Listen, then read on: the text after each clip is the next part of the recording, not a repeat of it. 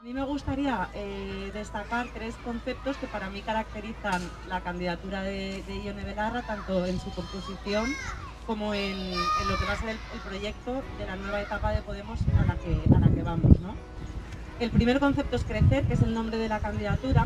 Un segundo concepto que me gustaría resaltar de la candidatura de Ione es la feminización. Y en tercer lugar, el tercer concepto que me gusta mucho es el de la desmadrileñización, ¿vale?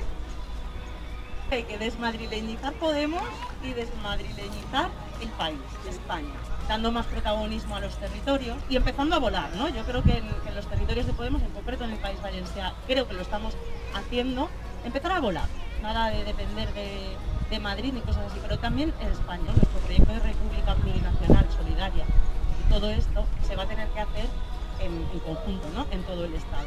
Y nada, muchas gracias.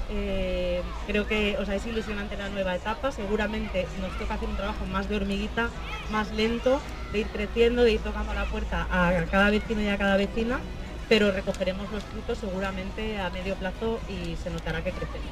Y nada, mucho ánimo si se puede.